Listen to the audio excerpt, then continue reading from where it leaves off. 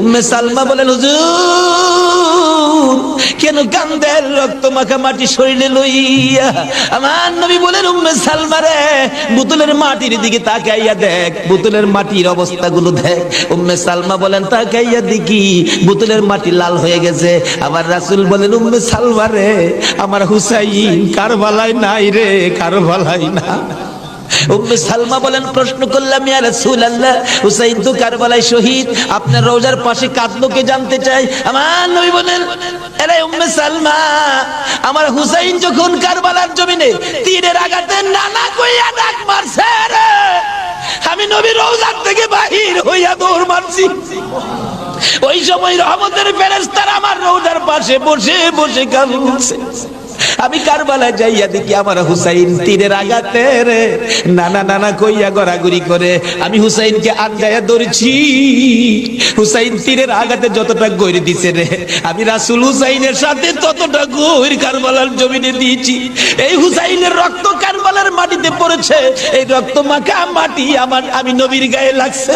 এই উম্মে সালমা জানাইয়া দিস রে, এই রক্ত মাখা মাটি আমি রাসূলের কাছে জমা থাকবে। হাশরের জমিন যেদিন কায়েম হবে, আমি আমার মাওলার দরবারে হুসাইনের রক্ত মাখা মাটিগুলি তুলে ধরবো। মাবুদ, আমার মেয়ে ফাতেমা সন্তান কুরবানি করেছে আমার উম্মতের নাজাতের জন্য। এই যে দেখো, হুসাইনের কারবালার রক্ত মাখা মাটি তুলে ধরলাম, আর ফাতেমা হুসাইনের মাথাটুকু লইয়া দাঁড়াইয়া বলবে, আমি হুসাইনের মাথাটুকু তুলে ধরলাম। মাবুদ গো, এর বিনিময়ে আমার বাবার উম্মতের মাফ করে দাও।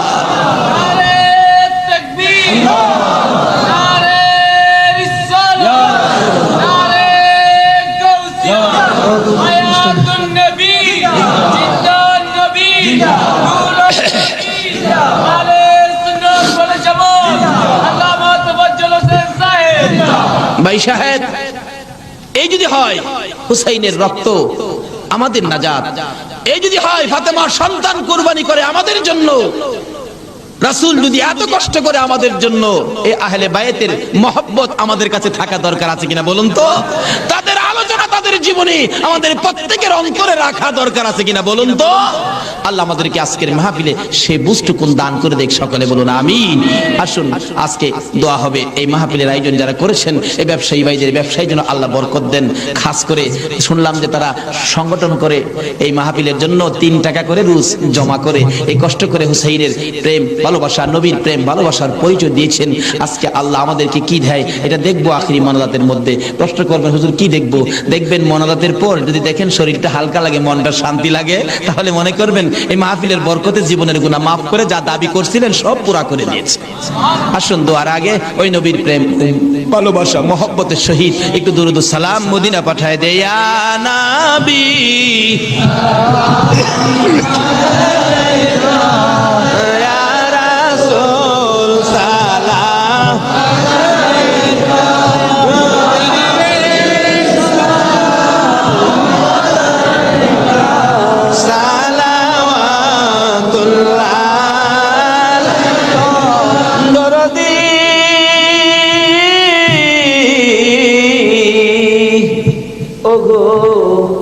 উম্মতের দরদি, মায়ার নবী, দয়ার নবী গো, মরণে আপনি আসিয়েন, কবরে আপনি থাকিয়েন, হাসরে উম্মত বলিয়েন, হাউজে কাউসার পিলা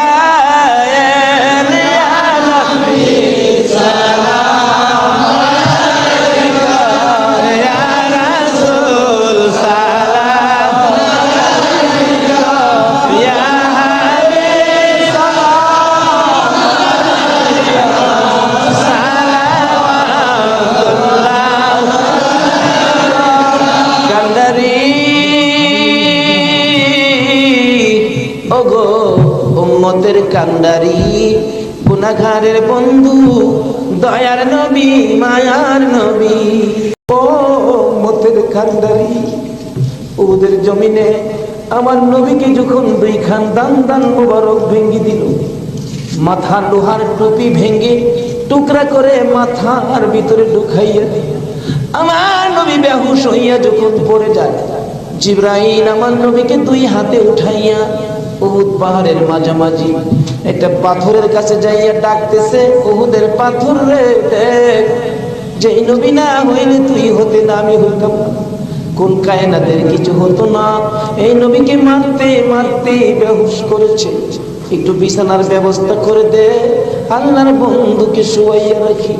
জিবরাইল বলেন, ডাক দেওয়ার সঙ্গে সঙ্গে দেখি পাথর ফাইটা তোলার মতো নরম বিছানা হয়ে যায়। আমার নবীকে শুয়াইয়া জিবরাইল মাথার পাশে বসে বসে ডাকতেছে, ইয়া রাসূলুল্লাহ, দাঁত ভেঙে গেছে, ব্যথা কেমন লাগে বলুন না। হুজুর গো, মাথা ভেঙে গেছে, ব্যথা কেমন লাগে বলুন না। আমার নবী ডাকতেছে, জিবরাইল দাঁত ভাঙ্গা ব্যথা কেমন জিগাইলি, মাথা ভাঙ্গা ব্যথা কেমন জিগাইলি রে, আমার উম্মতের ব্যথা কেমন জিগাইলি না। দয়ার নবী, মায়ার নবী গো, 63 বছর কাঁদছো তুমি উম্মতি উম্মতি বলিয়া, এখনো কান্দিতে আছো মদিনাতে শুইয়া। মদিনা রে ও সুন্দর মদিনা, মদিনার পাহাড়, ও পাহাড় রে, তুই কত ভাগ্যবান, পাহাড় হইয়া দেখছো আমার দয়াল নবীকে। মদিনার হরিণ, ও সোনার হরিণ রে,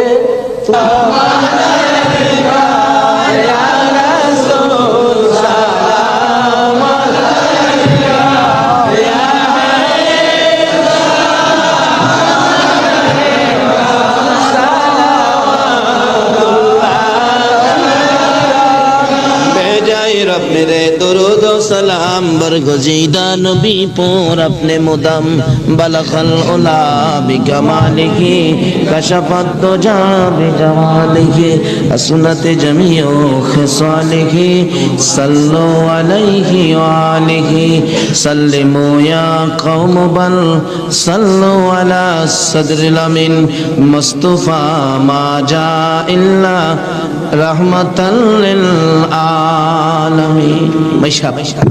হুসাইনের রক্তের প্রতিদান, হুসাইনকে মহব্বত করতে হবে। হুসাইন রক্ত মাখা শরীর নিয়ে 2 রাকাত জুমার নামাজ ছাড়ে নাই। এই নামাজ আমরা ছাড়বো নাকি পড়বো? তাহলে রক্তের প্রতিদান দেওয়া হবে। আর প্রত্যেক বছর এই মাহফিলটা আরো গর্জিয়াস করতে হবে, ঘরে ঘরে পৌঁছে দিতে হবে হুসাইনের মহব্বত, আহলে বায়তের মহব্বত, আহলে বায়তের পরিচয়, নবীর প্রেম ঘরে ঘরে পৌঁছে দিতে হবে। আল্লাহ আমাদেরকে সে বুঝ, সেই শক্তি দান করুক। সকলে বলুন আমিন। আজকে যারা হুসাইনের স্মরণে মাহফিলের আয়োজন করেছেন, আজকে হুসাইন আর হাসাইনকে নিয়ে আমার নবী মদিনায় বসে বসে আপনাদের কথা স্মরণ করতেছে। কারণ উম্মতের বিপদে নবীজি সবসময় হাসাইন আর হুসাইনকে ব্যবহার করবেন। ফাজাইলে দুরুদের মধ্যে লেখেন, দুরুদের কিতাবে লেখেন 637 হিজরির এক ঘটনা। এক লোক আরবের মরুভূমি পথ দিয়ে ঘোড়া নিয়ে যাচ্ছেন, হঠাৎ একটা গর্তের মধ্যে ঘোড়ার 2টা পাও ঢুইকা ঘোড়ার পাও ভাঙ্গিয়া ঘোড়াটা উল্টা পড়ে গেছে। এখন মরুভূমি, কেউ তো খবর জানে না, বিপদের মধ্যে ঘোড়ার পাও ভাঙ্গা যাবে কিভাবে। লোকটা সন্ধ্যা হয়ে গেল, বাঘ ভাল্লুক বেরিয়ে গেছে, তখন সে ভয়ে কাঁদতেছে। এখন ভাবতেছে কানলে তো কাজ হবে না, একটা কিছু করি। কি করব? উম্মতের দরদি দয়ার নবীর শানে দুরুদ সালাম পাঠ করি। দুরুদ সালাম পাঠ করতে করতে চক্ষু বন্ধ করে পাঠ করতেছে, এমন সময় দেখে 3 জন পূর্ণিমার চাঁদের মতো চেহারা আইসা সামনে দাঁড়াইছে। চক্ষু খুলে দেখে 3 জন এত সুন্দর চেহারা, অবাক হয়ে গেলেন। 2 জন আইসা ঘোড়ার 2টা পাও চিকিৎসা করতেছেন, পাও 2টা হাতে ধরার সাথে সাথে ভালো হয়ে গেছে। 637 হিজরির ঘটনা। আর একজন দূরে দাঁড়িয়ে আছে, ঘোড়ার পাও চিকিৎসা শেষ করে ভালো হলো, ঘোড়াটা হাইটা বুঝাইতেছে, আর ভয় পাইস না, আমি ভালো হয়ে গেছি। তখন ওই লোকটা জিজ্ঞেস করতেছে, নামটা আমার খেয়াল নাই, আপনারা কে? আমার ঘোড়ার পাও ভালো করে দিলেন, আমার এই বিপদে আপনারা আসলেন। 2 জন বলতেছেন, আমরা চিনো না, আমরা তো হাসাইন আর হুসাইন। নবীজির গোলামের, নবীজির আশেকের কোনো চিন্তা নাই। চলো নবীজির জান্নাতে মদিনাতে যাই। বলুন, চলো নবীজির জান্নাতে মদিনাতে। নবীজির গোলামের, নবীজির আশেকের কোনো চিন্তা নাই। চলো নবীজির জান্নাতে মদিনাতে যাই। চলো নবীজির জান্নাতে মদিনাতে যাই। কে কে সাল্লাল্লাহু আলা সাইয়্যিদিনা মুহাম্মদ ওয়া আলিহি সাল্লাল্লাহু আলা সাইয়্যিদিনা মুহাম্মদ ওয়া আলিহি আসহাবিহি। আল্লাহুম্মা সাল্লি আলা সাইয়্যিদিনা মাওলানা মুহাম্মদ ওয়া আলা আলি মাওলানা মুহাম্মদ। আল্লাহুম্মা সাল্লি সাইয়্যিদিনা মাওলানা মুহাম্মদ ওয়া আলা আলি সাইয়্যিদিনা নবীর মায়া ছেড়ে মানুষ কোথায় আছো বুঝি না। তোমার মায়ায় কান্দে নবী, তোমার মায়ায় কান্দে নবী। শুয়ে সোনার মদিনা।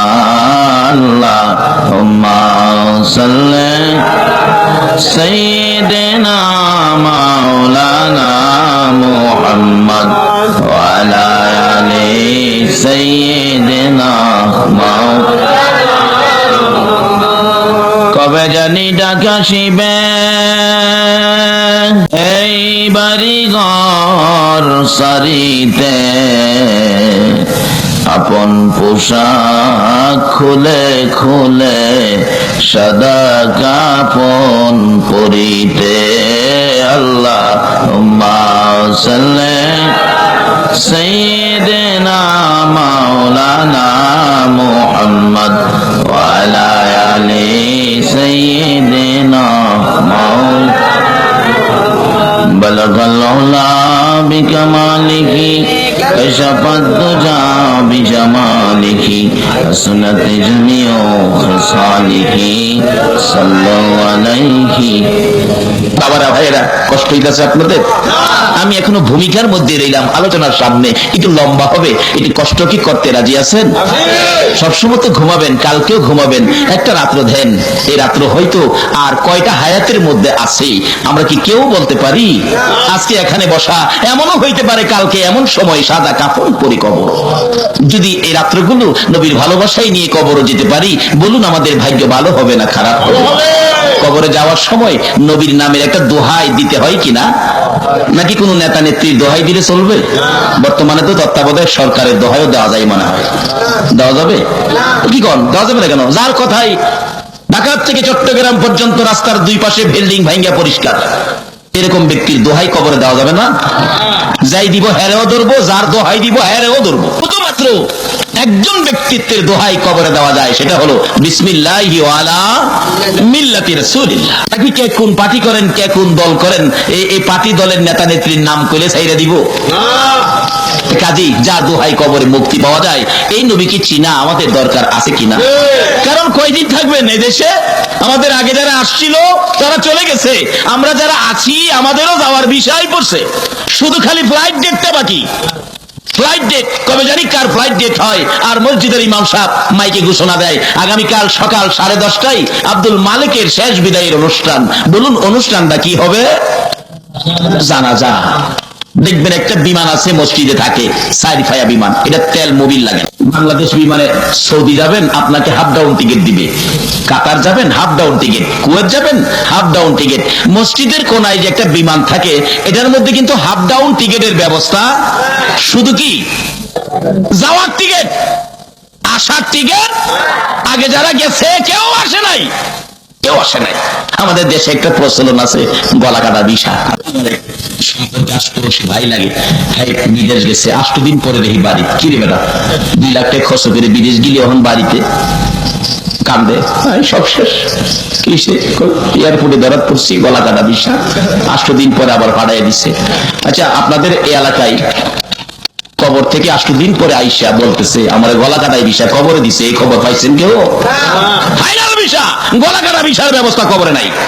এই ভিসা প্রত্যেকের আইসা বলছে, শুধুমাত্র ফ্লাইট ডেটটা বাকি। কবে জানি কার ফ্লাইট ডেট হয়ে যায়, কবে জানি কার বাচ্চা এতিম, বাবা বাবা বলে কাঁদবে, কবে জানি কার স্ত্রী বিধবা হয়ে যায়, কবে জানি কার বিছানা খালি হয়ে যায়, কবে জানি কার অফিসে কালো নিশান উড়ায় দেয়। বলুন এই সময় প্রত্যেকের আসবে কিনা?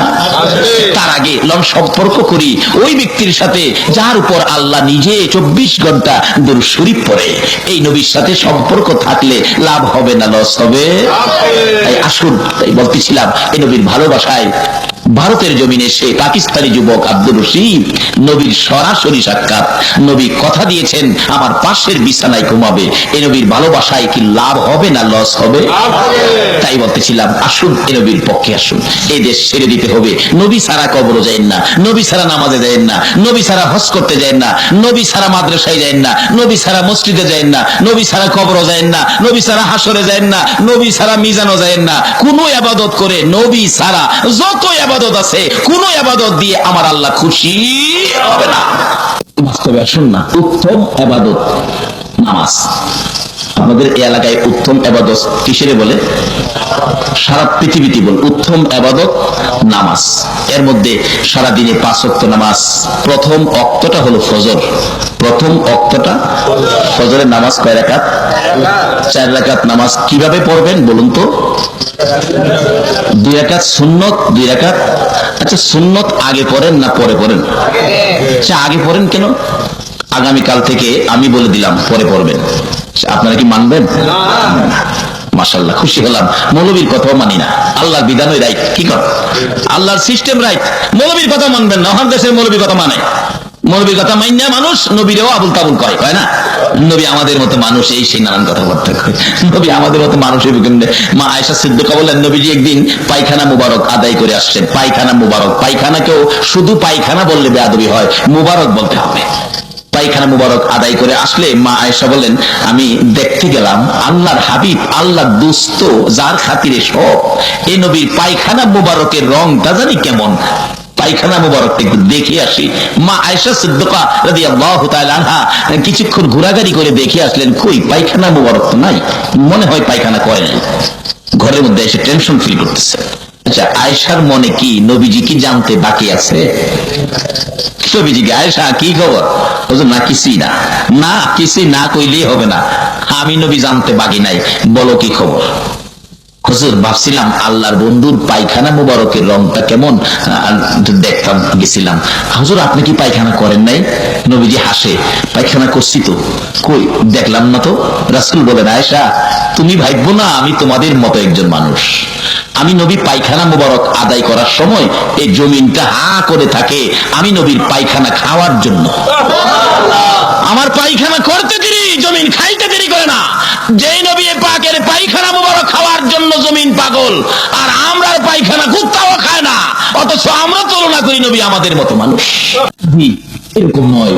আসুন আমরা নবীকে নবীর জায়গায় রাখি। আল্লাহ নিজে ঘোষণা দিয়েছেন, বন্ধু আমি আল্লাহর ওয়াহদানিয়াতের মধ্যে কোনো শরীক নাই, তুমি নবীর রিসালাতের মধ্যে কোনো শরীক নাই। কিন্তু আমরা কেন এখানে শরীক করতে যাই? আল্লাহ আমাদেরকে সঠিক জায়গায় রাখুক, সকলে বলুন আমিন। বলতেছিলাম ফজরের নামাজ 4 রাকাত, প্রথম 2 রাকাত সুন্নত, পরে 2 রাকাত। সুন্নত আগে দেওয়ার অর্থ কি? সিস্টেমটা কেন করলো? আজকে আমি যদি বলি কালকার থেকে ফজরের সুন্নত পরে পড়বেন, আপনারা কেউ মানবেন না। আর এটাই সিস্টেম, এই বিধান সিস্টেম যেটা, এটাই মানবেন। কারণ মৌলবীর কথাই কেউ আন্তাজি মান্তাজি দল গঠন করেন না, কোরআন হাদিসের কথাই যাবেন। মৌলবী ভুল করতে পারে, কিন্তু কোরআন হাদিস ভুল করে না। মৌলবীর কথাই মনে যা তা করেন না, কোরআন হাদিসের পক্ষে যান, মৌলবীর পক্ষে নয়। বিশ্বাস হয়ে গেল আজকে আপনারা মৌলবীর পক্ষে নয়, কোরআন হাদিসের পক্ষে। আমি বললাম আগামীকাল থেকে ফজরের সুন্নত পরে পড়বেন, আপনারা কেউ মানেন নাই। আল্লাহ আপনাদের হায়াত দেখ, আল্লাহ সঠিক পথে কবুল করুক। সকালে বলুন আমিন। ফজরের সুন্নত আগে, ফরজ পড়তে হয় পরে। আচ্ছা বলুন, সুন্নত আগে ফরজ পরে, সুন্নতটা আগে 2 রাকাত পড়বেন, এটা কার স্মরণে পড়বেন বলুন? তাইলে এই ইবাদতের 5 ওয়াক্ত উত্তম ইবাদত নামাজ, 5 ওয়াক্তের প্রথম ওয়াক্ত ফজর, এখানে আগে নবীর স্মরণ লাগবে নাকি? আল্লাহু আকবার বলুন। এত সুন্দর সিস্টেম করেছেন আল্লাহ তার হাবিবকে বোঝানোর জন্য, তারপরেও যদি আমরা এই নবীকে নিয়ে টানা হেসরা করি, কাজটা কি ভালো হবে? আল্লাহ পাক সিস্টেম করেছেন এই নবী আগে, এই নবী না হইলে এই নামাজও হইতো না। কারণ সকল ইবাদতের দরজা হলো নবী মুহাম্মদুর রাসূলুল্লাহ। মক্কার মদিনায় ঝগড়া লাগছে। মক্কা কই, মদিনা রে তোর তো দাম নাই। আমি মক্কা কত দামি জানোস? মদিনা জিগাই, এত দাম তোর কি দিয়ে হইল? মদিনা জিগাই। মক্কা কই, টের পাস না? আমার মধ্যে জমজম, জমজম তোর মদিনায় নাই। আমার মধ্যে সাফা মারোয়া তোর মদিনায় নাই। আমার মধ্যে মিনা, মুজদালিফা, আরাফা, এমন কি খানায় কাবা তোর মদিনায় কি আছে? মদিনা ডাকে, মক্কা জমজম লইয়া বাহাদুরি করিস না, মিনা, মুজদালিফা, আরাফা লইয়া অহংকার করিস না, খানায় কাবা লইয়া তাকাব্বুরি করিস না। আমি মদিনার দিকে তাকাইয়া দেখ রে মক্কা, এমন এক নবী আমি মদিনার বুকে ঘুমাইছে রে, যেই নবী না হইলে তোর খানায় কাবা হইতো না। সেই নবীকে চিনানোর জন্য আমার আল্লাহ কত সিস্টেম করেছেন। নামাজ পড়বেন উত্তম ইবাদত, ফজর প্রথম ওয়াক্ত, আল্লাহ কয় আগে নবীর স্মরণে 2 রাকাত সুন্নত পড়ো। এই নবী না হইলে ইবাদত হইতো না, মসজিদ, মাদ্রাসা, মক্কা, মদিনা কিছুই হইতো না। কাজে এই নবীর স্মরণে সব। যেমন বাস্তবে আসুন, আপনাদের এলাকায় বিবাহ শাদী হইলে 5টা গরু, 50টা খাসি, 5000 মুরুগ, এত বড় ডেকোরেশন আয়োজন, এত রান্না বাড়া। বলুন উসিলাটাকে? আল্লাহ। উসিলাটা কার? বর, দোলা। একমাত্র বরের উসিলাই, একজনের উসিলাই কত একটা ব্যয়বহুল একটা আয়োজন, কত বড় ঝামেলা, পরিশ্রম, টেনশন। 8 দিন আগের থেকে বাজার সাজায় শুরু, লাইটিং ফাইটিং এই সেই শুরু করে দিচ্ছে। বলুন এত বড় আয়োজনের পিছনে কারণ কয়জন? একজন। উনি কে?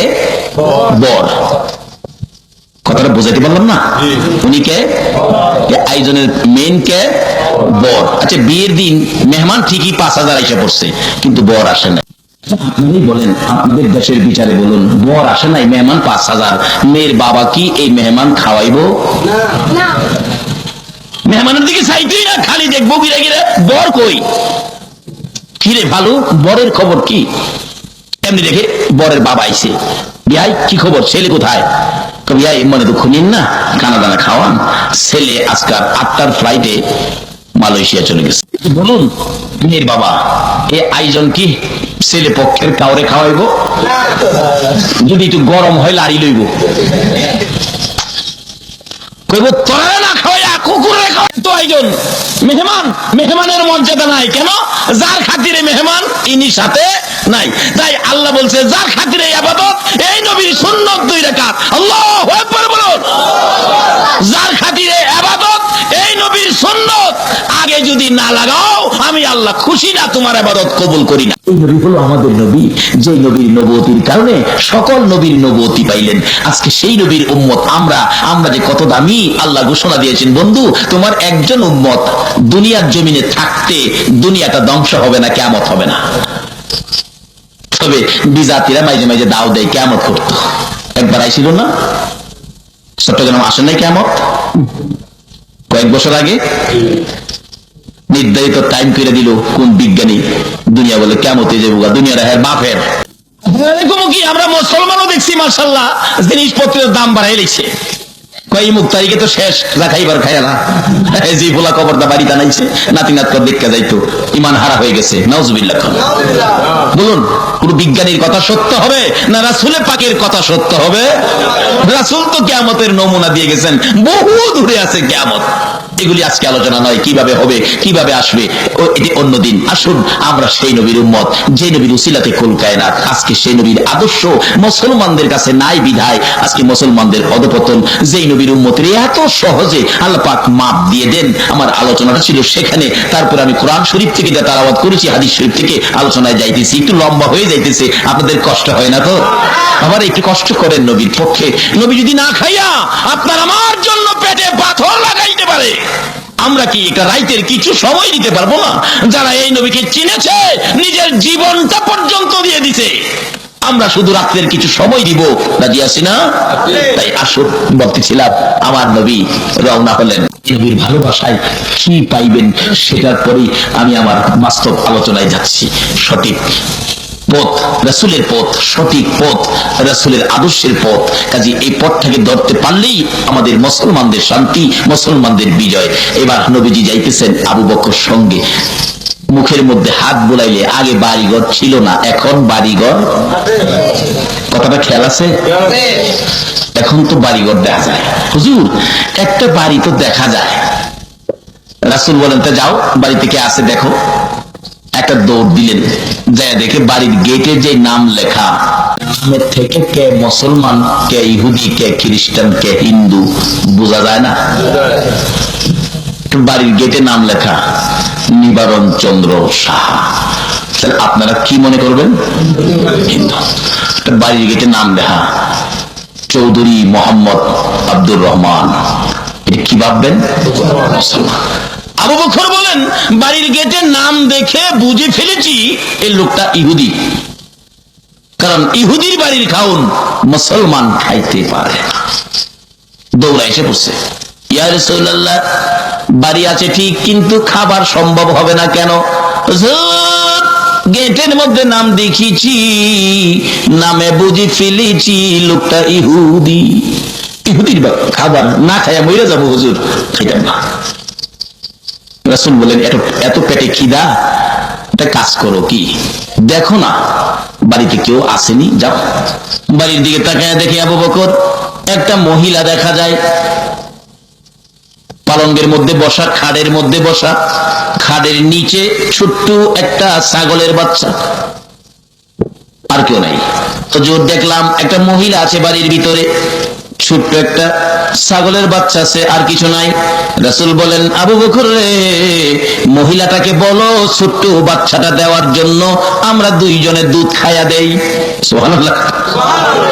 বাচ্চা নিজেই ঠিক মতো খাড়াইতে পারে না, নিজেই দুধ খায়, আর রাসূল কয় এটাতে বলে দুধ খাইব। নবীর আঙ্গুলের ইশারায় আকাশের চাঁদ দুই টুকরা হয়, যেই নবীর আঙ্গুলের ইশারায় মৃত ঘাস জীবিত হয়। আল্লাহু আকবার বলো। এই নবী কি বাচ্চা ছাগল থেকে দুধ খাইতে পারবে কিনা? সেই নবী তো আমাদের নবী, যে নবীর উসিলায় কুল কায়নাত, যে নবীর উপর আমার আল্লাহ নিজে 24 ঘন্টা দুরূদ ও সালাম প্রেরণ করতেছে। নবীর নির্দেশে বাড়ির গেটে দিয়ে ডাকে, মা, মাগো আপনার ছাগলটা দিবেন, আমরা একটু দুধ খাইয়া দেই। আচ্ছা, এই কথা শুনলে মহিলা আসবে না কাঁদবে? হাসে আর কয়, তোমার নাম কি? আমার নাম আবু বকর। তুমি কি পাগল? এটা নিজেই দুধ খায়, এটাতে তুমি দুধ খাইবা করতে। আচ্ছা, এটার মধ্যে দুধ নাই, এটার থেকে দুধ বাহির করে খাইতালে আপনার কোনো দাবি আছে? আর দাবি থাকবেই কেন?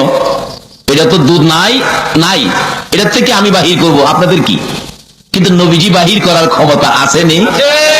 মাথা রাখবেন না, দুধ খাইয়ে দেই। মহিলা কয়, এটা নিজে দুধ খায়, এটাতে বলে দুধ খাইবো, তো দেওয়া দরকার। বাচ্চাটা বাহির করে দিলেন, নেন দুধ খান, দুধ খান, দেখি কেমনে দুধ খান। কিন্তু দুধ কি আবু বকর খাইবো না রাসূলের কাছে নিয়ে যাইবো? নবীজির কাছে নিয়ে গেলেন। ইয়া রাসূলুল্লাহ, বাচ্চাটা আনছি। মহিলাটা পিছে পিছে আইসা বাড়ির গেটে দাঁড়ায় রইছে, দেখি কি করে। দেখি বাচ্চাটা নিয়ে, ছাগলের বাচ্চাটা নবীজির কাছে দিলে, নবীজি বাচ্চাটা নিচে রাইখা দুইটা হাত বাড়াইছে, আল্লাহ আমার আবু বকর পেটের খিদা, আমারও পেটের খিদা, আল্লাহ আবু বকর খাইবো, দুধের ব্যবস্থা করো। আচ্ছা নবীজি এইভাবে ডাকলে আল্লাহ শুনেনি না? কারো কোনো সন্দেহ আছে? বিন্দু মাত্র নয়, মুহূর্ত দেরি হয়। আল্লাহ পাকের দরবারে নবীজি ডাক দিতে দেরি হয়, আল্লাহ পাক রহমত বরকত দিতে দেরি করে না। আজকে যদি সেই নবীরে চিনতে পারতাম, সেই নবীর পক্ষটা ধরতে পারতাম, তাহলে মুসলমানদের উপর বিপদ আসতে পারে না। আল্লাহর অলির জীবনী, কষ্ট হবে আপনাদের? আল্লাহর অলির জীবনী, অলির নামটা আমার মনে নাই, যদি মনে থাকে কারো বলে দিয়েন, খুশি হব। মনে নাই আমার। সেই ঘুম থেকে স্বপ্ন যুগে ঘুমের ঘরে দেখতেছে নবীজিকে। অনেক সময় নবীজিকে স্বপ্নে দেখা যায় না? নবীজিকে স্বপ্নে দেখতেছে, নবীজি এভাবে দাড়ির মধ্যে খাওয়া যাইতেছে। আমরা অনেক সময় দাড়ির মধ্যে এভাবে খাওয়া যায় না, তাই না? কি কোন খাওয়া যায় না এভাবে? জি যে কেজনে কইছে হেরার দাড়ি নাই, যারা দাড়ি আছে হেরা কর না, তো এই কথাটা সুন্দর। এইভাবে খাওয়া যাইতেছে, হঠাৎ ওই আল্লাহর ওলি স্বপ্নে দেখে একখান দাড়ি মোবারক সুইটটা জমিনে পড়ে গেছে। অনেক সময় খাওয়া যায় দাড়ি ভাঙে না, ওই আল্লাহর ওলি কই নবীজির দাড়ি মোবারক সুইটে পড়ে গেছে, এটা জমিনে থাকতে পারে না। স্বপ্নেই দাড়ি মোবারক ধরছে, ধইরা মুট করে ঘুমের ঘরে ঘুমিয়ে আছে। ওই আল্লাহর ওলি বলেন, আমি ঘুম থেকে উঠে দেখি আল্লাহর কসম নবীজির দাড়ি মোবারক দিয়ে আমার হাতের মধ্যে এখনো আছে। আসলে নবীজির স্বপ্নটা স্বপ্ন নয়, এটা বাস্তব। নবীজিকে যদি কেউ দেখে থাকেন, এটা নিশ্চিত স্বয়ং নবীজিকেই দেখেছেন, আর আপনার জন্য জাহান্নামের আগুন হারাম করে দিয়েছেন। আজকে একটা দরখাস্ত করব সকলকে নিয়ে, এই বৃষ্টি বাদলের দিনে মাহফিলের আয়োজন, আর আপনারা কষ্ট করেছেন, আল্লাহ যেন আর কিছুই যদি নাও দেয়, নবীজিকে যেন একদিন আমাদেরকে স্বপ্নে দেখায় দেয়। কি বলেন? এই দাবিটা আল্লাহর কাছে করতে আপনারা রাজি আছেন না? আসলে একটা টার্গেট সামনে রাখেন, টার্গেট ছাড়া কোনো কিছু হয় না। দেখছেন না দিনে বিশ্বকাপ ক্রিকেট খেলে এক বেচারা ব্যাট করতে নাই 230 রান করছে, যারা পরে ফিল্ডিং থেকে আইসে ব্যাটিং এ যাইতেছে, এরা টার্গেট কত হয়েছে? 231 টার্গেট নিয়ে খেলে। দেখছেন কিভাবে 231-এ যাইব? একটা টার্গেট তো আমরা করা দরকার। খালি ওয়া শুনবেন আর বাড়ি যাবেন যা, এটা তো হয় না। একটা টার্গেট মাহফিল পিছে করবেন। আজকাল টার্গেটটা লন করি, নবীজির একদিন স্বপ্নে দেখুন। কি কোন আপনারা আছেন নি টার্গেটের মধ্যে? নারে তাকবীর, নারে রিসালাত, নারে গাউসিয়া। আজকে সকলের টার্গেট হলো নবীজিকে একদিন স্বপ্নে দেখা। এক এক দিন এক একটা টার্গেটে যাবেন, টার্গেট নবীজিকে স্বপ্নে দেখা। যাই হোক, আসুন আমার আলোচনায় যাই।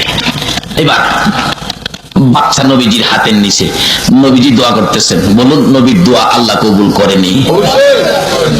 আল্লাহ, আবু বকরের পেটের খিদা, দুধ খাইব, আমারও পেটে কিছু খিদা, ব্যবস্থা করো। আবু বকর বলেন, আমি তাকে দিলাম। নবীজি হাত মোনাজাতে থাকতে থাকতে ছোট্ট বাচ্চাটা, ছাগলটা বড় হয়ে গেছে, বড় হইয়া দুধ পড়তে শুরু করছে।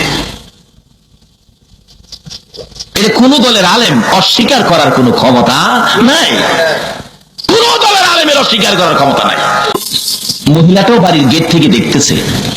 মহিলাটা কারি কি আশ্চর্য, এই লোকটারও তো চিনলাম, আবু বকর, যে লোকটা দোয়া করলে ছোট বাচ্চা বড় হইয়া দুধ দেয়, এই লোকটা জানি কে? জিগাইলাম না।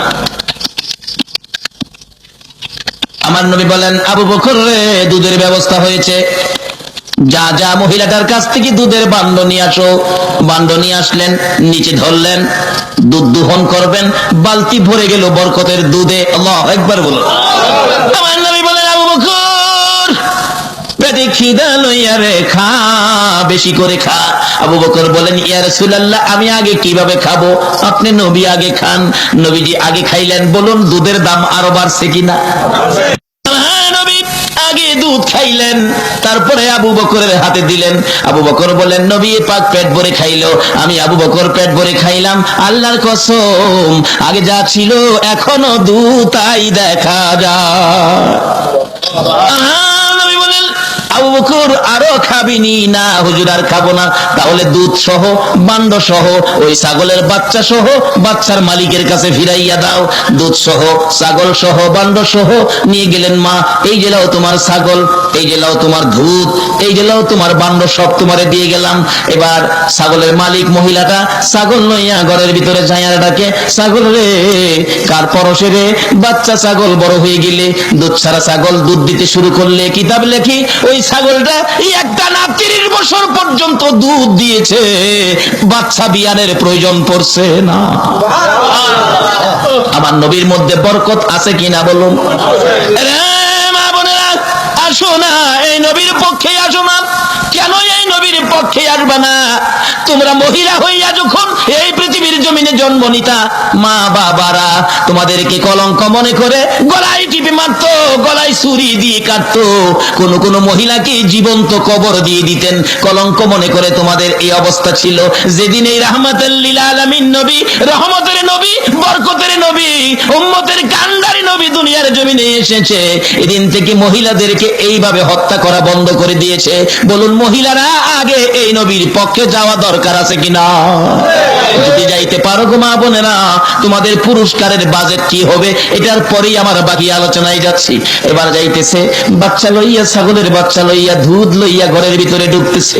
বাচ্চাটা 30 বছর পর্যন্ত একটানা দুধ দিলেন, নবীর দুয়ার বরকতে, বরকতের দুধ। আবু বকর আমার নবীকে লইয়া মদিনার পথে যাইতে শুরু করলেন। কিছুক্ষণ পর ওই বাড়ির মালিক ইহুদি বাড়িতে আসছেন। বাড়ির সামনে আইসা দেখে একটা অনুষ্ঠানের, আনুষ্ঠানিকতার একটা ঘোষণা এখানে পাওয়া যায়।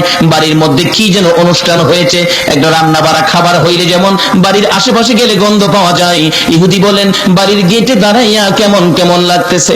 বাড়ির ভিতরে ডাক দিয়ে ডাকে, বিবি গো বল আজকে আমার বাড়িতে কি হয়েছে? ইহুদি ডাকতেছে, বিবি বল কি হয়েছে? বিবি বলেন স্বামী ভিতরে আসো, একটা মজার ঘটনা তোমার কাছে বলবো। কি ঘটনা? একজন লোক আসছিলেন, লোকটার নাম আবু বকর, পিছনে আরেকটা লোক। ও স্বামী, যার চেহারাটা পূর্ণিমার চাঁদের চাইতে সুন্দর। স্বামী এমন এক মজার ঘটনা ঘটেছে।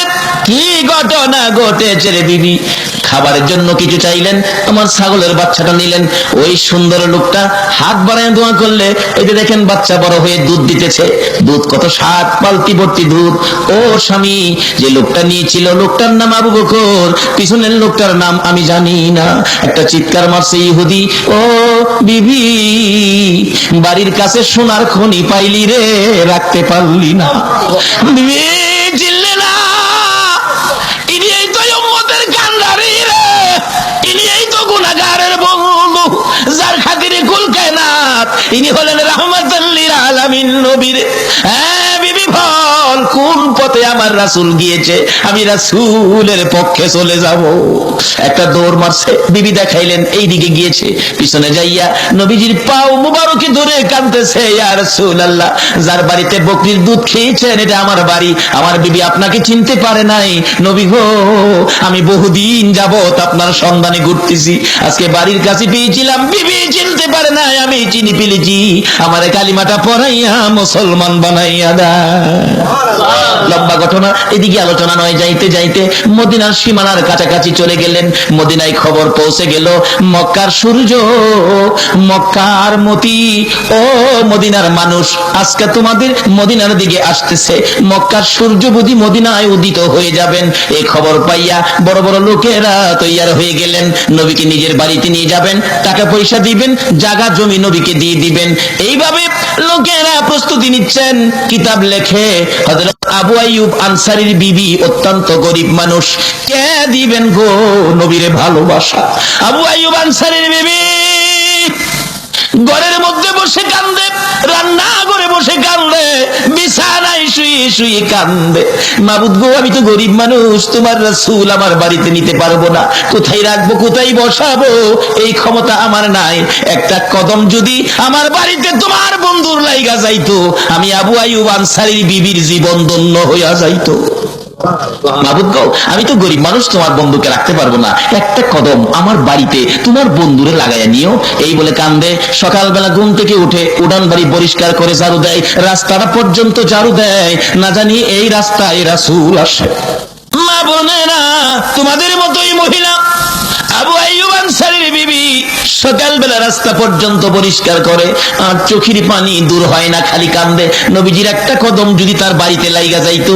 এবার আমার আল্লাহ ডাকে, এরে আবু আইয়ুব আনসারীর বিবি আমার নবীর ভালোবাসায় কান্দোস রে, এই চোখের পানির দাম অতি বেশি হয়ে গেছে। আমার আল্লাহ বলেছেন, বন্ধু গো তোমার ভালোবাসায় যারা কাঁদবে, এই চোখের এক ফোঁটা পানির দাম আমি আল্লাহর আরশের চাইতেও বেশি হয়ে যা। আবু আইয়ুব আনসারীর বিবি কান্দে নবীজির একটা কদম তার বাড়িতে লাগার জন্য। এদিক দিয়া নবীজি মদিনার সীমানার কাছাকাছি এসে গেছে। মদিনার লোকেরা, ছেলেরা, মেয়েরা পর্যন্ত ওই মদিনার সীমানায় রাসূল পাওয়ার জন্য দাঁড়াইয়া রইছে। মুরব্বীরা দাঁড়িয়ে আছেন, ধনীরা দাঁড়িয়ে আছেন, গরিবরা দাঁড়িয়ে আছেন, সকল শ্রেণীর মানুষ দাঁড়িয়ে আছেন নবীজিকে দেখার জন্য, নবীজিকে বরণ করে নেওয়ার জন্য। কুচি কুচি বাচ্চারা পর্যন্ত, ছোট্ট ছোট্ট ছেলে মেয়েগুলি পর্যন্ত ওই মদিনার সীমানার মধ্যে দাঁড়িয়ে আছে। আল্লাহু আকবার বলো। কুচি কুচি বাচ্চারা পর্যন্ত আমার নবীর সুন্দর চেহারা দেখে সহ্য করতে পারে না। এখনো মক্কা মদিনায় ওই বাচ্চাদের কণ্ঠের নবী দেখার গান, নবী পাওয়ার আনন্দের গানের ক্যাসেট এখনো মক্কা মদিনায় বিক্রি হয়। মক্কাতে বেদাতের ফতুয়া নাই, মদিনাতে বেদাতের ফতুয়া নাই। নবীর আগমনের বাচ্চাদের কণ্ঠের আনন্দের গান। তলাআল বাদরু আলাইনা মিন সানিয়াতিল বিদাই ওয়াজাবাত শুকরু আলাইনা মাদা লিল্লাহি দাই।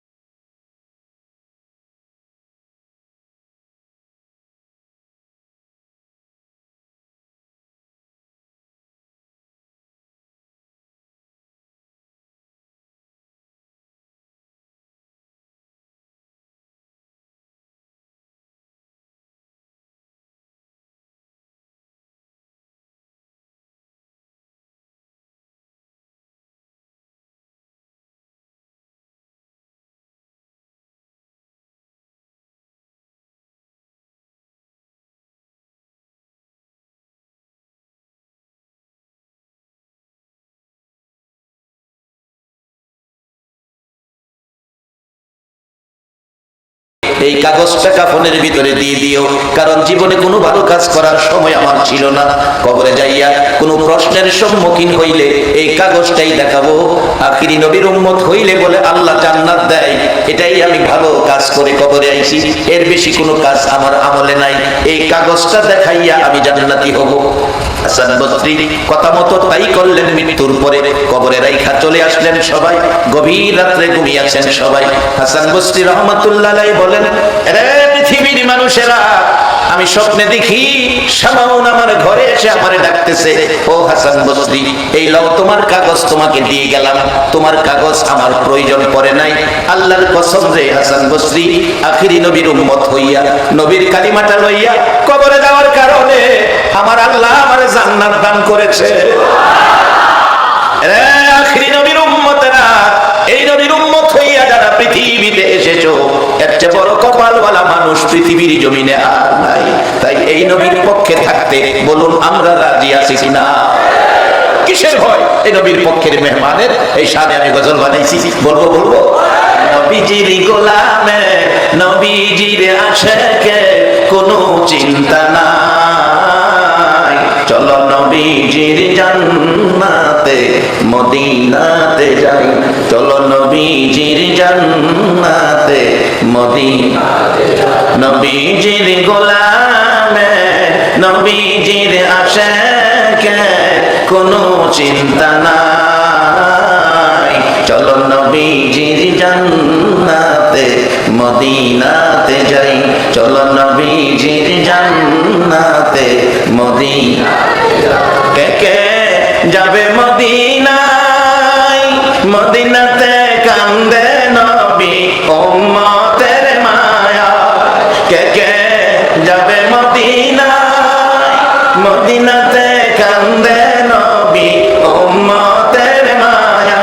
দিনী রজনী কান্দেন যিনি, দিনী রজনী কান্দেন যিনি, শুয়ে রোয়া যায়, চলো নবীজির জান্নাতে মদিনাতে যাই, চলো নবীজির জান্নাতে মদিনাতে যাই। কঠিন হাসরের দিনে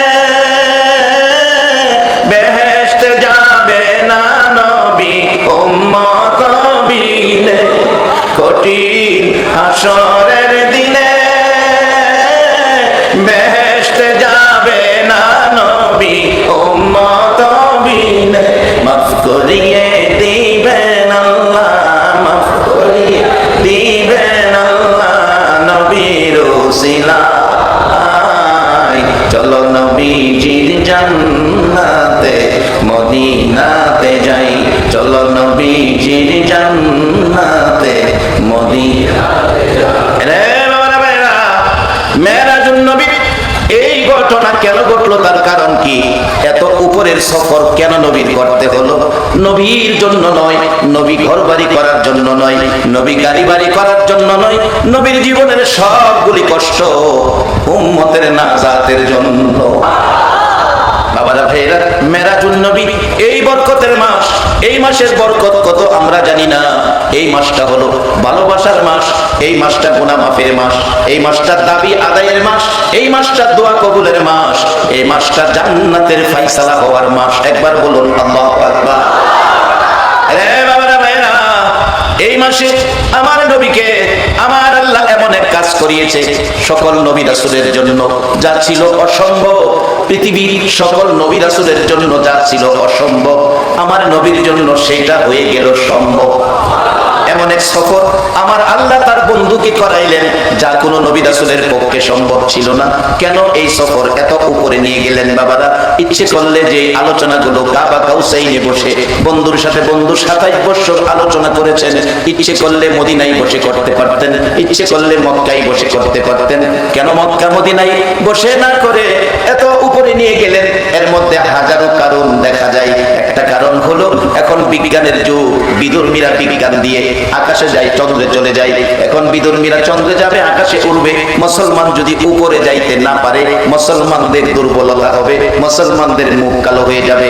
আমার আল্লাহ বলেন, ও বন্ধু, এমন এমন সফর তোমার করাইয়া দিলাম, পৃথিবীর বিজ্ঞান কেন, বিজ্ঞানের বাবারও ক্ষমতা নাই এই সফর করার জন্য। আখরি নবীর উম্মতের মান সম্মান ইজ্জত যেমন বেশি, কাম কাজ করে দেখাইয়া দিলেন আমরা ইজ্জত কোনোদিনই আমরা নিচে থাকবো না, আমরা উপরে আছি। এত উপরে আমাদের নবীরে নিয়ে গেলেন যেখানে জিবরাইলের যাওয়ার ক্ষমতা। তাই এই নবীর উম্মতের দাম জিবরাইলের চেয়েও বেশি। জিবরাইলের ক্ষমতা যেখানে শেষ, এই নবীর উম্মতের ক্ষমতা হ্যাঁ তো শুরু। এইগুলি রোজগার করে দিয়ে গেছে নবী মুহাম্মদুর রাসূল। আজকে তো কষ্ট করে এই মান সম্মান রোজগার করে, দাম ইজ্জত রোজগার করে দিয়ে গেলেন যিনি, সেই নবীকে নিয়ে আমাদের দেশে টানাটানি। কোরআনের আরেক জায়গায় বলেছে লাকাদ খালাকনাল ইনসানা ফি আহসানি তাকওয়িম। আল্লাহ নিজে বলেন আমি মানুষ সুন্দর করে বানাইছি, ফেরেশতা সুন্দর করে বানাইছি। এই কথা আসমানি কোনো কিতাবে নাই, কিন্তু আপনাদেরকে সুন্দর করে বানাইছে আল্লাহ কোরআনে নিজে বলেছে। তাহলে আপনারা ফেরেশতার চেয়েও শ্রেষ্ঠ, ফেরেশতার চেয়েও আপনারা সুন্দর। এখন আমাদের কাজ কামগুলি সুন্দর হবে না অসুন্দর হবে? কিভাবে সুন্দর হবে এই সুন্দর রাস্তাটা আমাদেরকে বুঝিয়ে দেওয়ার জন্য আল্লাহ কোরআন শরীফ দিয়েছেন, তার সাথে সাথে তার হাবিব দুনিয়াতে দিয়েছেন, এবং তার হাবিবকে এই মাসে দাওয়াত করে আল্লাহ তার প্রেম প্রাসাদে বসিয়ে একটানা 27 বছর এই কৌশল শিক্ষা দিয়েছে। যেই কৌশল আখরি নবীর উম্মত শিক্ষা পেয়ে এই নবীর উম্মতের মর্যাদা সকল মানুষের মধ্যে আরো বেড়ে গেল। একদিক থেকে আল্লাহ বলেছে মানুষ সৃষ্টির সেরা, মানুষ সুন্দর, কিন্তু আখরি নবীর উম্মত আপনারা যারা, আপনারা কিন্তু তাদের মতো না, আরো ভিন্ন। যেমন আমাদের দেশে জাতীয় সংসদ আছে, সংসদে অধিবেশন চললে এমপি মন্ত্রী মহোদয়রা বক্তব্য দেয়, স্পিকারকে লক্ষ্য করে মাননীয় স্পিকার, মাননীয় স্পিকার, স্পিকার উনিও বলেন মাননীয় মন্ত্রী, মাননীয় এমপি, মাননীয়, এর বাইরে আর যায়। একজন ব্যক্তি আছে দেশের মধ্যে যিনি মাননীয় না, মহামান্য। বলুন তো মহামান্য ব্যক্তিটা একজন আছে, উনি কে? রাষ্ট্রপতি। মাশাআল্লাহ, শুধু একজন হলো মহামান্য, বাকি সব মাননীয়। আদম আলাইহিস সালাম থেকে শুরু করে ঈসা আলাইহিস সালাম পর্যন্ত সকল নবী রাসূলের উম্মত হলো মাননীয়, আর আপনারা যারা আখরি নবীর উম্মত আপনারা হইলেন মহামান্য। এটা যুক্তিতে আনলাম। এবার কোরআন কি বলছে? কুনতুম খায়রা উম্মাতিন উখরিজাত লিন-নাস। একবার বলুন আল্লাহ। সকল নবী রাসূলের উম্মতের মধ্যে আখরি নবীর উম্মত প্রথম, সকল মানুষের মধ্যে আখরি নবীর উম্মত শ্রেষ্ঠ। কোরআন শরীফে কথাটা কার? এখন এই শ্রেষ্ঠত্ব ধরে রাখা বলুন আমাদের দরকার আছে কিনা? আমি বলবো শ্রেষ্ঠত্ব বুঝে শুনে ধরে রাখার জন্য এমন একটা মাহফিল প্রয়োজন। আজকে মিম কমিটির সদস্যরা আপনাদের সহযোগিতায় একটা বাৎসরিক মাহফিল আয়োজন করেছে। একটা বাৎসরিক মাহফিল প্রত্যেকটা মহল্লায় মহল্লায় দরকার, কারণ রাসূল এত কষ্ট করেছে আমাদের জন্য, নিজের জন্য নয়। হুকুম দিয়েছে আল্লাহ, কষ্ট করেছে নবী, শান্তি পাবো বেহেশতে গেলে আমরা, কিন্তু কষ্ট তো করলো নবী। এত কষ্ট করে যে পথ জান্নাতের শান্তি উপভোগ করার জন্য রাসূল আমাদেরকে দেখাইয়া গেলেন, সেই পথে চলা বলুন আমাদের দরকার আছে কিনা? সেই পথটা বোঝার জন্য আজকের একটা মাহফিল প্রয়োজন। যেমন বিজ্ঞান প্রয়োজনটা সহজ করে দিল। মোবাইল আপনারা ব্যবহার করেন, আমিও একটা ব্যবহার করি। সারাদিন ব্যবহারের পর রাত্রে আমরা মোবাইল কি করি? চার্জে লাগাই। সারাদিন ব্যবহার চলে, চার্জ কমে, রাত্রে চার্জে লাগাই। একটা ইমানদার আখরি নবীর উম্মত মুসলমান তার ইমানি অবস্থায় এই ফিতনার যুগে, আখরি যুগে, শেষ যুগে চলাচলের মধ্যে যাই ঝামেলা থাকে, এর মধ্য থেকে ইমান মজবুত রাখতে বাধা বিঘ্ন, ইমানে দুর্বলতা আসে, ব্যাটারির চার্জ যেমন কমে, এই চলাফেরাই বেশ কমে। ফিতনার যুগে মুসলমানদের ইমানের চার্জ কমে যায়।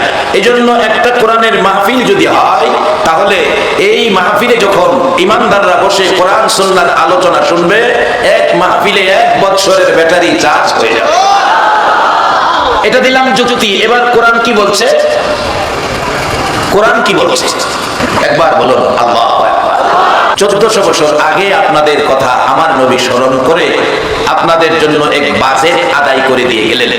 বাজেটটা কি? হাদিস শরীফে আসছে, মাজলিসু ফিকহিন খায়রুম মিন ইবাদাতি 60 সানা।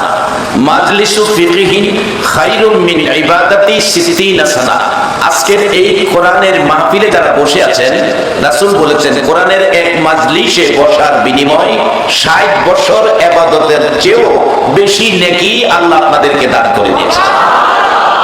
এখানে অনেকের 60 বছর বয়সই হয় নাই, কিন্তু আমরা এই মাজলিসে আসার কারণে 60 বছর শুধু সীমাবদ্ধতা দেয় নাই, বলছে খায়রুম মিন ইবাদাতি 60 সানা, 60 বছর ইবাদতের চেয়েও বেশি। যেই নবী এই সুন্দর রাস্তাগুলো আমাদেরকে দিয়ে গেলেন, এই রাস্তায় থাকা বলুন দরকার আছে কিনা? আমার নবীর মেরাজের পক্ষে বসতে আপনারা রাজি আছেন কিনা? নবীর মেরাজ কি ঘরের ভিতর হয়েছে না বাহিরে হয়েছে? ঘর থেকে বাহির করে সফর করিয়েছে। আজকে সেই মেরাজের মাসে আপনারা ইমানদার হয়ে ঘর থেকে বেরিয়ে আসছেন। আল্লাহ যেন এটা মেরাজের বরকতে কবুল করে নেয়। বাবা আসুন, এই মাহফিলে আমাদের বসতে হবে। এই জন্য আমরা মহামান্য, আমাদের কিছু রাস্তা আছে, যেমন মহামান্য যিনি, ইনি রাষ্ট্রপতি। আমাদের ভৈরবের রাষ্ট্রপতি ছিল, তো এই ব্যাখ্যাটা আমি খুব ভালো বুঝি। রাষ্ট্রপতি হওয়ার পর তার উপর প্রটোকল আরোপ হয়। প্রটোকল বিধিবিধান নিয়ম নীতির মধ্যে থাকতে হয়। ইচ্ছে করলে রাষ্ট্রপতি বঙ্গভবনের সামনে দাঁড়ায় একটা চা খাইতে পারবে না, প্রটোকলে নাই। কিন্তু একজন মাননীয় ব্যক্তি, এমপি মহোদয়, মন্ত্রী মহোদয় চার দোকানে আপনার ঘরে বাইরে চা খাইতে পারবে, কিন্তু একজন রাষ্ট্রপতি পারবে না। তার উপর প্রটোকল আছে। আমরা যেমন কোরআন শরীফের মধ্যে আল্লাহ আমাদেরকে দামি ঘোষণা করেছেন, আমরা মহামান্য, আমাদের উপর প্রটোকল আছে। রাসূল বলেছেন তোমাদের উপর দুইটা জিনিস আমি দিয়ে গেলাম, একটা হলো আল্লাহর কোরআন, আরেকটা হলো নবীর সুন্নাহ। এই দুইটার মধ্যে যারা থাকবে তারা জাহান্নাম কি জিনিস দেখবেই না, বিনা হিসাবে 10টা পৃথিবীর সমান একটা জান্নাতের মালিক হয়ে যাবে। এই ব্যক্তিগুলিকে যারা জবানে পড়েছে কালিমা লা ইলাহা ইল্লাল্লাহু মুহাম্মাদুর রাসূলুল্লাহ, যার বাস্তব হযরত হাসান বসরি রাহমাতুল্লাহ আলাইহির জীবনী। ওনার বাড়ির পাশে এক ভদ্রলোক আগুনের পূজা করেন, যার নাম কিতাব লেখে শামাউন। কিতাব প্রমাণ করে শামাউন আগুনের পূজা করতে করতে একেবারে বৃদ্ধ জয়ীফ বিছানায় পড়ে গেছে। হাসান বসরি রাহমাতুল্লাহ আলাইহি বাড়িতে গিয়ে পরামর্শ দিলেন, এ শামাউন, জীবনটা শেষ করলা আগুনের পূজা করে, তুমি কালিমা পড়ে আখিরি নবীর উম্মত হও, তোমার ভাগ্য ভালো হবে, তুমি জান্নাতি হবে। শামাউন বললেন, হাসান বসরি, আমি যে কালিমা পড়ে আখিরি নবীর উম্মত হইলে জান্নাত পাবো, তার গ্যারান্টি কি? হাসান বসরি গ্যারান্টি দিলেন, মান ক্বালা লা ইলাহা ইল্লাল্লাহু ফাদাখালাল জান্নাহ, এই কালিমা যারা পড়ছে অবশ্যই তারা বেহেশতে যাবে। হাসান বসরি রাহমাতুল্লাহ আলাইহির এই পরামর্শ শুনে শামাউন গাল বেয়ে বেয়ে চোখের পানি ছেড়ে দিলেন। এরে হাসান বসরি, এত সুন্দর পরামর্শ আমার আগে দিলি না?